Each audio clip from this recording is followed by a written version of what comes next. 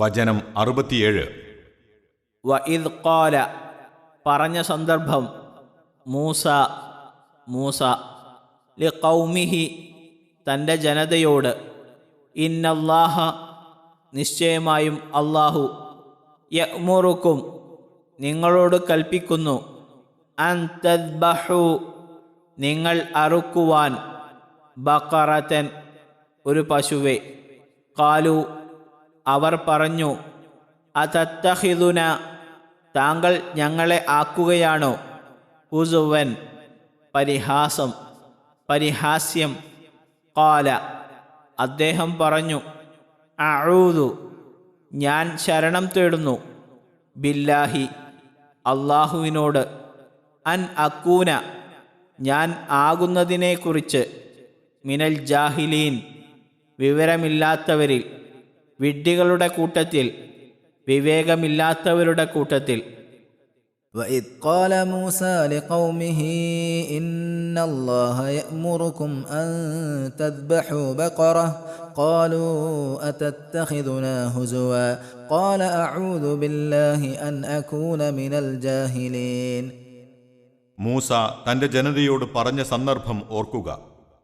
അല്ലാഹു നിങ്ങളോട് നിങ്ങളൊരു പശുവിനെ അറുക്കണമെന്ന് കൽപ്പിക്കുന്നു. അവർ പറഞ്ഞു താങ്കൾ ഞങ്ങളെ പരിഹാസ്യവസ്തുവാക്കുകയാണോ? അദ്ദേഹം പറഞ്ഞു ഞാൻ വിഡ്ഢികളിൽപ്പെട്ടവനായി തീരുന്നതിനെക്കുറിച്ച് ഞാൻ അല്ലാഹുവിനോട് ശരണം തേടുന്നു. അഥവാ വിഡ്ഢികളുടെ സ്വഭാവമാണല്ലോ പരിഹസിക്കൽ. വചനം 68.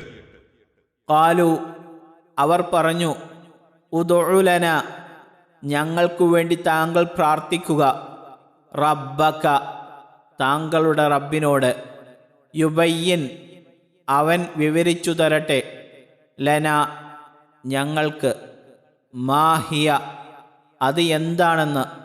ഖാല അദ്ദേഹം പറഞ്ഞു ഇന്നഹു യഖൂലു നിശ്ചയമായും അവൻ പറയുന്നു ഇന്നഹ നിശ്ചയമായും അത് ബഖറത്തുൻ ഒരു പശുവാകുന്നു ലാ ഫാരിദുൻ വളരെ പ്രായം ചെന്നതല്ല ചാവാറായതല്ല വലാ ബിക്റുൻ പ്രായം കുറഞ്ഞതും അല്ല കന്യകയുമല്ല അവാനുൻ മധ്യതരം ഇടത്തരം ബൈനദാലിക അതിനിടയിൽ. ഫഫ്അലു ഇനി നിങ്ങൾ ചെയ്യുവിൻ മാ തുഅ്മറൂൻ നിങ്ങളോട് കൽപ്പിക്കപ്പെടുന്നത്. قالوا ادع لنا ربك يبين لنا ما هي قال إنه يقول إنها بقرة لا فارض ولا بكر عوان بين ذلك فافعلوا ما تؤمرون.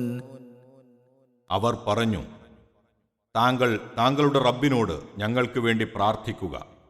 അത് എന്തു തരം പശുവാണെന്ന് അവൻ ഞങ്ങൾക്ക് വിവരിച്ചു തരട്ടെ. അദ്ദേഹം പറഞ്ഞു അവൻ പറയുന്നു അത് നന്നേ പ്രായം കൂടിയതും പ്രായം കുറഞ്ഞതുമല്ലാത്ത ഒരു പശുവാണ്. അതെ അതിനിടയിൽ ഒരു മധ്യപ്രായത്തിലുള്ളത് ആയിരിക്കണം. ഇനി നിങ്ങളോട് കൽപ്പിക്കപ്പെടുന്നത് നിങ്ങൾ ചെയ്തുകൊള്ളുവീൻ. വചനം 69.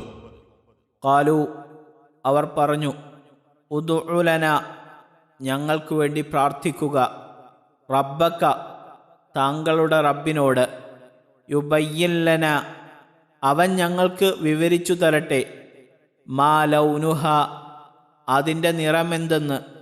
ഖാല അദ്ദേഹം പറഞ്ഞു ഇന്നഹു യഖൂലു അവൻ പറയുന്നു ഇന്നഹ ബഖറത്തുൻ അതൊരു പശുവാകുന്നു സഫ്രാ മഞ്ഞവർണ്ണമുള്ളത് ഫാഖിഉൻ തനി ശുദ്ധമായ ലൗനുഹ അതിൻ്റെ നിറം തസുറു അത് സന്തോഷിപ്പിക്കും അന്നാളിരീൻ നോക്കുന്നവരെ കാണുന്നവരെ.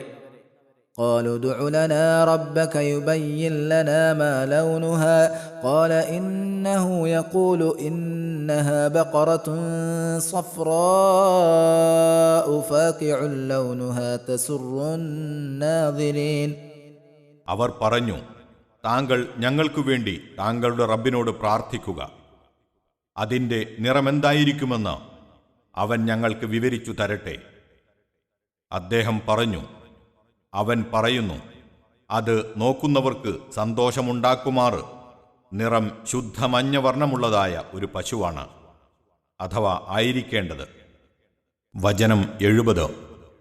കാലു അവർ പറഞ്ഞു, ഉദ്ഉ ലനാ ഞങ്ങൾക്ക് വേണ്ടി പ്രാർത്ഥിക്കുക, റബ്ബക താങ്കളുടെ റബ്ബിനോട്, യുബയ്യിൻ ലനാ അവൻ ഞങ്ങൾക്ക് വിവരിച്ചു തരട്ടെ, മാഹിയ അത് എന്താണെന്ന്, ഇന്ന ബഖറ നിശ്ചയമായും പശു, തശാബഹ പരസ്പരം സാദൃശ്യമായിരിക്കുന്നു, പരസ്പരം തിരിച്ചറിയാത്തതായിരിക്കുന്നു, അലൈന ഞങ്ങൾക്ക്, വ ഇന്ന നിശ്ചയമായും ഞങ്ങൾ, ഇൻഷാ അല്ലാഹു അല്ലാഹു ഉദ്ദേശിച്ചാൽ, ലമുഹ്തദൂൻ നേർമാർഗം പ്രാപിക്കുന്നവർ തന്നെ.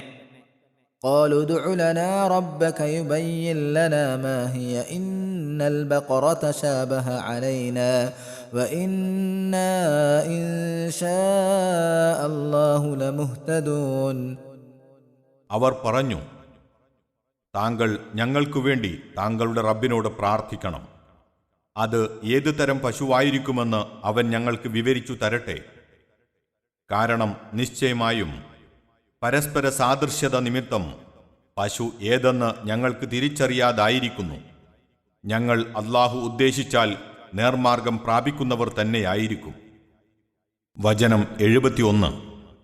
കാല അദ്ദേഹം പറഞ്ഞു, ഇന്നഹു യഖൂലു അവൻ പറയുന്നു, ഇന്നഹാ ബഖറത്തുൻ അത് ഒരു പശുവാകുന്നു, ലാ ദലൂലുൻ വിധേയമായതല്ല, ശീലിച്ചതല്ല, ഉപയോഗിച്ചതല്ല, പരിചയിപ്പിക്കപ്പെട്ടതല്ല, തസീറു ഉഴുന്ന, ഉഴുമാറ്, അൽ അർദ ഭൂമിയെ, വലാ തസ്ഖി നനക്കുകയുമില്ല, അൽ ഹർസ വിളയെ, കൃഷിയെ, മുസല്ലമത്തുൻ സുരക്ഷിതമായത്, ലാഷിയത്തുൻ വർണ്ണത്തിൻ്റെ യാതൊരു കലർപ്പുമില്ലാത്ത, ഫീഹ അതിൽ. കാലു അവർ പറഞ്ഞു, അൽ ആന ഇപ്പോൾ, ജിഅ്ത താങ്കൾ വന്നു, ബിൽ ഹഖ് യഥാർത്ഥവും കൊണ്ട്, ഫദബഹൂഹ അങ്ങനെ അവർ അതിനെ അറുത്തു, വമാ കാദു അവർ ആകുമായിരുന്നില്ല, യഫ്അലൂന ചെയ്യുന്നവർ, ചെയ്യും. قال إنه يقول إنها بقرة لا ذلول تثير الأرض ولا تسقي الحرث مسلمة لا شية فيها قالوا الآن جئت بالحق فذبحوها وما كادوا يفعلون. അദ്ദേഹം പറഞ്ഞു, അവൻ പറയുന്നു, അത് ഭൂമി ഉഴുകയാകട്ടെ വിള നനക്കുകയാകട്ടെ ചെയ്തു ശീലിച്ചതല്ലാത്ത പശുവാകുന്നു. അതെ, കലർപ്പു വർണ്ണമില്ലാത്ത ന്യൂനതകളിൽ നിന്ന് സുരക്ഷിതമായതാകുന്നു, അഥവാ ആയിരിക്കണം. അവർ പറഞ്ഞു, ഇപ്പോൾ താങ്കൾ യഥാർത്ഥ വിവരവും കൊണ്ടുവന്നിരിക്കുന്നു. അങ്ങനെ അവർ അതിനെ അറുത്തു. അവർ അത് ചെയ്യുമായിരുന്നില്ല, അഥവാ എങ്കിലും അവസാനം ചെയ്യുക തന്നെ ചെയ്തു. 67 മുതൽ 71 വരെയുള്ള വചനങ്ങളുടെ വിശദീകരണം. ഈ സൂറത്തിന് പശു എന്നർത്ഥമുള്ള അൽ ബഖറ എന്നു പേർ പറയപ്പെടുവാൻ കാരണമായ പശുവിൻ്റെ സംഭവമാണിത്. ഈ വചനങ്ങളിൽ പ്രസ്താവിച്ച പ്രകാരം ഒരു പശുവിന് ബലി അറുക്കണമെന്ന് ഇസ്രായേല്യരോട് കൽപ്പിക്കപ്പെടുവാൻ കാരണം അടുത്ത വചനങ്ങളിൽ വിവരിക്കുന്ന ഒരു വധസംഭവമാണെന്നത്രേ ഖുർആൻ വ്യാഖ്യാതാക്കൾ പൊതുവെ പ്രസ്താവിക്കുന്നത്. വിശദാംശങ്ങളിൽ ഭിന്നാഭിപ്രായം കാണാമെങ്കിലും സംഭവത്തിൻ്റെ സ്വഭാവം ചുരുക്കത്തിൽ ഇപ്രകാരമാകുന്നു. ഒരു ധനികനെ അയാളുടെ ഒരു അവകാശി കൊലപ്പെടുത്തി. മൃതദേഹം ഒരു പെരുവഴിയിലോ മറ്റോ കൊണ്ടുപോയി വെച്ചു. പിന്നീട് അതേ ഘാതകൻ തന്നെ കൊലക്കുറ്റം മറ്റുള്ളവരുടെ മേൽ ആരോപിച്ചു. അങ്ങനെ തർക്കവും വഴക്കുമായി. കേസ് മൂസാനബി അലൈഹിസ്സലാമയുടെ അടുക്കലെത്തി. അപ്പോഴാണ് അദ്ദേഹം 67 വചനത്തിൽ പ്രസ്താവിച്ച പ്രകാരം ഒരു പശുവിനെ അറുക്കുവാൻ അവരോട് കൽപ്പിച്ചത്. അറുത്ത ശേഷം 73 വചനത്തിൽ പറയുന്നത് പോലെ ആ പശുവിൻ്റെ ഒരംശമെടുത്ത് അതുകൊണ്ട് മൃതദേഹത്തിൽ അടിക്കപ്പെടുകയും അപ്പോൾ അതിന് ജീവനുണ്ടാകുകയും ഘാതകൻ ഇന്ന ആളാണെന്ന് പറയുകയും ചെയ്തു. മൃതദേഹം വീണ്ടും പഴയപടി നിർജീവമായി തീരുകയും ചെയ്തു. ഇതനുസരിച്ച് പ്രസ്തുത വധമാണ് ആദ്യം സംഭവിച്ചത്. പിന്നീടാണ് പശുവിനെ അറുക്കുവാനുള്ള കൽപ്പന. സംഭവങ്ങൾ വിവരിക്കുമ്പോൾ ആദ്യഭാഗം ആദ്യവും പിന്നീടുള്ളത് പിന്നീടുമായി ക്രമപ്രകാരം തന്നെ ഉദ്ധരിക്കുന്ന പതിവ് ഖുർആനിൽ പലപ്പോഴും ഉണ്ടാകാറില്ല. ചിലപ്പോൾ ഇടയിൽ നിന്നും ഒടുവിൽ നിന്നും അത് കഥ ആരംഭിച്ചെന്നു വരും. ഇങ്ങനെ വിവരിക്കുന്നതിൽ ചില യുക്തിരഹസ്യങ്ങൾ അടങ്ങിയിട്ടുണ്ട് താനും. ഇതിനെപ്പറ്റി മുഖവുരയിൽ ഖുർആന്റെ പ്രതിപാദന രീതി എന്ന ശീർഷകത്തിൽ നാം സംസാരിച്ചിട്ടുള്ളതാണ്. പശുവിനെ അറുക്കുവാനുള്ള കൽപ്പനയും അതിനെ തുടർന്ന് ഇസ്രായേല്യർ പല ചോദ്യങ്ങൾ നടത്തിയതും അതിൻ്റെ അനന്തരഫലവും അടങ്ങുന്ന ഒരു ഭാഗം ഒരു സ്വതന്ത്ര സംഭവമായി വിവരിച്ചത് അവരുടെ വിശ്വാസ ദൗർബല്യം, അച്ചടക്കമില്ലായ്മ, നിയമപാലനത്തിൽ നിന്ന് ഒഴിഞ്ഞുമാറുവാനുള്ള അവരുടെ വാജ്ഞ, പരിഹാസം, മുട്ടുചോദ്യം ആദിയായ സ്വഭാവങ്ങളിലേക്ക് കൂടുതൽ ശ്രദ്ധ ആകർഷിക്കുവാൻ പര്യാപ്തമാണല്ലോ. വധവും അതിനെ തുടർന്നുള്ള കാര്യങ്ങളും വേറൊരു സ്വതന്ത്ര സംഭവം എന്നോണം പിന്നീട് വിവരിച്ചത് അള്ളാഹുവിൻ്റെ മഹത്തായ കഴിവ്, മരണാനന്തര ജീവിതം, മൂസാ അലൈഹിസ്സലാം നബിയുടെ സത്യത ആദിയായവയെപ്പറ്റി പ്രത്യേകം ചിന്തിക്കുവാനും ഉതകുന്നു. ഒരു കഥയെന്നോണം ആദ്യന്തം തുടർച്ചയായി വിവരിക്കുമ്പോൾ ഈ പുതുമയും ഗൗരവവും അതിനുണ്ടായിരിക്കയില്ല. ആദ്യം സംഭവിച്ചത് പശുവിനെ അറുത്ത സംഭവമാണെന്നും പിന്നീടാണ് വധവും തർക്കവും ഉണ്ടായതെന്നും അപ്പോൾ ആ പശുവിൻ്റെ അംശം കൊണ്ട് മൃതദേഹത്തെ അടിക്കുവാൻ കൽപ്പനയുണ്ടായതാണെന്നുമാണ് ചില വ്യാഖ്യാതാക്കൾ അഭിപ്രായപ്പെട്ടിരിക്കുന്നത്. ഒരു പക്ഷേ ചില മഹാന്മാർ ചൂണ്ടിക്കാട്ടിയതുപോലെ വധത്തിൻ്റെ സംഭവം ആദ്യം നടന്നിരുന്നാൽ തന്നെയും പശുവിൻ്റെ അറവ് കഴിഞ്ഞ ശേഷമാണതിൻ്റെ ഒരംശം കൊണ്ട് മൃതദേഹത്തെ അടിക്കുവാനുള്ള കൽപ്പനയുണ്ടായതെന്നും വരാവുന്നതാണ്. വാസ്തവം അള്ളാഹുവിനറിയാം. ഏതായിരുന്നാലും പശുവിനെ അറുത്ത സംഭവവും തുടർന്നുള്ള വചനങ്ങളിൽ പ്രസ്താവിക്കുന്ന വധത്തിൻ്റെ സംഭവവും പരസ്പരം ബന്ധമില്ലാത്ത രണ്ടു സ്വതന്ത്ര സംഭവങ്ങളല്ല, ഒരേ സംഭവത്തിൻ്റെ രണ്ടു വശങ്ങളാണത് രണ്ടും എന്നുള്ളതിൽ ഖുർആൻ വ്യാഖ്യാതാക്കൾക്കിടയിൽ ഭിന്നാഭിപ്രായമില്ല. തൽപരകക്ഷികളായ ചില ആധുനിക പണ്ഡിതന്മാരിൽ നിന്ന് മാത്രമേ രണ്ടും രണ്ട് പ്രത്യേക സംഭവങ്ങളാണെന്ന വാദം പുറപ്പെട്ടു കാണുന്നുള്ളൂ. ഇതിനെപ്പറ്റി വഴിയെ പരിശോധിക്കാം ഇൻഷാ അള്ളാഹ്. സന്ദർഭം ഏതാവട്ടെ, ഒരു പശുവിനെ അറുക്കുവാൻ അള്ളാഹു കൽപ്പിക്കുന്നതായി മൂസാ അലൈഹിസ്സലാം ഇസ്രായേല്യരെ അറിയിച്ചു. അദ്ദേഹം അള്ളാഹുവിൻ്റെ റസൂലും അവരുടെ മാർഗദർശിയും നേതാവുമായിരിക്കെ ആ കൽപ്പന അവർ ഉടനെ അങ്ങ് അനുസരിക്കേണ്ടതായിരുന്നു. പക്ഷേ ആ കൽപ്പന അവർക്ക് ദഹിച്ചില്ല. മൂസ അലൈഹിസ്സലാം തങ്ങളെ പരിഹസിക്കുകയാണോ എന്നൊരു സംശയവും. അല്ല, അതവർ തുറന്നു ചോദിക്കുക തന്നെ ചെയ്തു. അവരെപ്പറ്റി വേണ്ടത്ര പഠിച്ചു പരിചയിച്ച റസൂലാണല്ലോ അദ്ദേഹം. മയത്തിലും നയത്തിലും തന്നെ അദ്ദേഹം അതിന് മറുപടി കൊടുത്തു. ഞാൻ വിഡ്ഢികളുടെ കൂട്ടത്തിൽ ചേരുകയോ? അള്ളാഹു എന്നെ കാക്കട്ടെ, ഇതായിരുന്നു മറുപടി. വിഡ്ഢികളാരെന്ന് പറയാതെ വ്യംഗ്യമായി അതാരാണെന്ന് അദ്ദേഹം ചൂണ്ടിക്കാട്ടുകയും ചെയ്തു. ആ കൽപ്പന കളിയോ പരിഹാസമോ അല്ല, കാര്യം തന്നെയാണ് എന്ന് തീർച്ചപ്പെട്ടപ്പോഴെങ്കിലും അവരത് അനുസരിക്കേണ്ടതായിരുന്നു. ഒരു പശുവിനെ അറുക്കണമെന്നല്ലാതെ മറ്റ് ഉപാധികളൊന്നും പറയാത്ത സ്ഥിതിക്ക് ഏതെങ്കിലും ഒന്നിനെ അറുത്താൽ മതിയായിരുന്നു. എന്നാൽ എങ്ങനെയെങ്കിലും കൽപ്പന നിറവേറ്റുന്നതിൽ നിന്ന് ഒഴിഞ്ഞു മാറുവാൻ ഒഴികഴിവുകൾ തേടുന്ന പാരമ്പര്യശീലമുണ്ടോ അവർ ഉപേക്ഷിക്കുന്നു. എന്തു പശുവായിരിക്കണം, ഏത് തരത്തിലുള്ളതാവണം എന്നിങ്ങനെ ഒന്നിന് പിന്നാലെ ഓരോ ചോദ്യങ്ങൾ അവർ നടത്തുകയുണ്ടായി. ഓരോ ചോദ്യത്തിലെയും വാക്കുകൾ പരിശോധിച്ചു നോക്കുക. അവരുടെ വിശ്വാസത്തിൻ്റെ ദൗർബല്യവും അച്ചടക്കരാഹിത്യവും അവഗണനാ മനസ്ഥിതിയും ആ വാക്കുകളിലൂടെ പ്രകടമായി കാണാം. നബി സല്ലല്ലാഹു അലൈഹി വസല്ലമ തിരുമേനിയുടെ സ്വഹാബികൾ തിരുമേനി സല്ലല്ലാഹു അലൈഹി വസല്ലമയെ സംബോധന ചെയ്തിരുന്നതുപോലെ നബിയെ എന്നോ റസൂലേ എന്നോ ഒന്നുമല്ല, മൂസ എന്നാണ് അവർ തങ്ങളുടെ പ്രവാചകനെ വിളിക്കാറുള്ളത്. താങ്കളുടെ റബ്ബിനോട് ഞങ്ങൾക്കു വേണ്ടി പ്രാർത്ഥിക്കണമെന്നാണ് ആവർത്തിച്ചുകൊണ്ടുള്ള അവരുടെ ആവശ്യം.